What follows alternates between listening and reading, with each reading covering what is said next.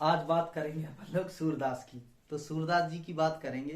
तो सूरदास जी ने बहुत अच्छा वर्णन किया है। और जो कन्हैया जब 7-8 साल के हो जाते हैं तो अपनी माँ से वो हट करने लगते हैं। माँ से हट करने लगते हैं और कहते हैं और जिद करने लगते हैं कि मैया मैं भी गाय चराने जाऊंगा। क्योंकि जो वहाँ के मथुरा और वहाँ के ब्रज के लोग थे, वो क्या है कि गाय चराने के लिए जाते हैं ग्वाल वाल, तो वो भी अपनी माँ से क्या करते हैं, हट करने लगते हैं और कहते हैं मैया मैं भी गाय चराने जाऊंगा। तो उसके माध्यम से सूरदास जी ने बहुत अच्छा सुंदर और सरल वर्णन किया है कि मैया मैं सब अपनी गाय चरे हूं, प्रात होत बल के संग जय हो, तेरे कहे न रहे हो, ग्वाल बाल गायन के भीतर न को डर नहीं लागत, सबरे देखो गाय चले हो, मैं घर बैठो रहे हूं, आज न सोहो नंद दुआई रैन रहोगो जागत, और सूर श्याम तुम सोए रहो, प्रात होत जान में देहो। तो बहुत अच्छा वर्णन किया है सूरदास जी ने। इसका अपन संदर्भ शायद व्याख्या देखते हैं बेटा कि मैं अपनी सब गाय चरे हूं। तो सूरदास जी कह रहा है मैं अपनी सब गाय चरे हूं, मतलब सूरदास जी कह रहे हैं तो इस तरीके से लिखना बेटा आपको कि निम्न पंक्तियों में महाकवि सूरदास जी कहते हैं कि कन्हैया कह रहा है मैं अपनी सब गाय चरा हूं, हे मैया मैं अपनी सब गाय चराने के लिए जाऊंगा, प्रात होत बल के संग जे हो, तेरे कहे न रहे हो। देखो मैया जैसा ही सुबह होगा, भुनसारा होगा और जैसे ही पौ फटेगी और बलदा उस भैया के साथ में गाय चराने चला जाऊंगा, आपकी बात मैं नहीं मानूंगा, आपके कहे नहीं रहूंगा, ग्वाल बाल गायन के भीतर ने को डर नहीं लगा। कन्हैया जी कह रहा है देखो मैया होते ग्वाल बाल सखा सब लोग हैं, हमें काय को डर।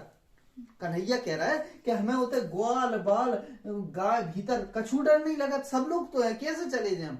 इसके बाद क्या होता है कि आज न सोओ नंद दुहाई रह रहोगो जागत। कन्हैया कह रहा है कि आज तो हम सोए ही नहीं, पूरी रात जागते रहेंगे। अगर सो गए पता चलो कि सुबह बलदेव भैया गाय लेके चले जाए तो हम तो सोते ही रह जाए। तो इसलिए वो अपनी माँ से कह रहा है कि आज न सोओ नंद दुहाई रैन रहोगो जा, आज तो मैया हम सोए ही नहीं, रैन माना होता है बेटा रात, पूरी रात जागेंगे। और वो आगे कह रहा है और ग्वाल वाल सब गाय चरे हो, मैं घर बैठो रहे हो। मतलब वो कह रहा है देखो मैया सब ग्वाल वाल गैया चराने जाएंगे, हम घर रहे, हम घर कैसे रहे।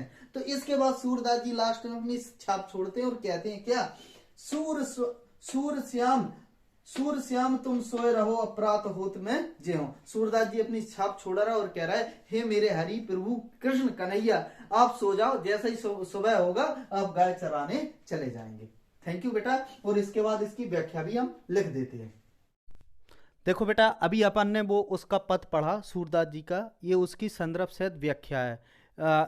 कन्हैया उसमें कह रहे हैं जो अभी हमने आपको समझाया बेटा, मैया सब मैं अपनी गाय चरे हों, प्रात हो तो बल के संग जे हों, तेरे कहे न रहे हों, ग्वाल वाल गैयन के भीतर ने को डर नहीं लागत, सिगरे देखो गाय चरे हों, मैं घर बैठो रहे हों, आज न सोहो नंद दोहाई रैन रहोगो जागत, और सूर श्याम तुम सोए रहो, प्रात होत जान में देहो। तो इसकी जो व्याख्या है बेटा, इस भाषा में जो दोहा है आप सॉरी जो पद है यहाँ पे सूरदास जी का, इसमें ब्रज भाषा का प्रयोग किया गया है। किसका प्रयोग किया गया है, ब्रज भाषा का प्रयोग किया गया है। इसके बाद अपन देखते हैं इसकी व्याख्या। संदर्भ हम जो पहला फर्स्ट वीडियो बनाए हैं उसमें संदर्भ लिख चुके हैं कि प्रस्तुत पद्यांश हमारी पाठ पुस्तक काव्य के पद नामक पाठ से अवतरित किया गया है, जिसके रचयिता महाकवि सूरदास जी हैं। हमने संदर्भ पहले ही लिख दिया, आप पहला वाला वीडियो देख ले सकते हैं।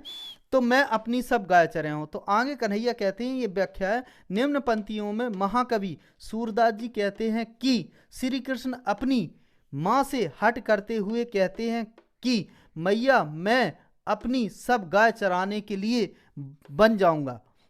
चला जाऊंगा, जैसे ही सुबह होगी बलदाऊ भैया के साथ गाय चराने के लिए चला जाऊंगा, मैया मैं आपकी बात नहीं मानूंगा, और मैया ग्वाल सखा और गायों के बीच जरा भी हमें डर नहीं लगेगा, मैया आज मैं पूरी रात जागूंगा। देखो मैया सब ग्वाल बाल सखा गाय चराने जाएंगे और मैं घर पर बैठा रहूंगा। अंत में सूरदास जी अपनी छाप छोड़ते हुए कहते हैं कि प्रभु आप सो जाओ, जैसे ही सुबह हो जाएगा आप गाय चराने के लिए चले जाएंगे। तो इस तरीके से आप ये व्याख्या इलाहाबाद बोर्ड उसमें लिख के आ जाएंगे। मैं ये कहता हूँ कि पूरे में पूरे बेटा आपको नंबर मिलेंगे, पर राइटिंग अच्छी रखना और और यहाँ पे ये जरूर डालना अंडरलाइन में, तो पता चले बेटा कि किस दो आएंगे, उसमें दो आएंगे, आपको दो दे दें या तीन दे दें, उसमें दो या पद तीन होंगे, उसमें एक की संदर्भ सहित व्याख्या करनी होगी।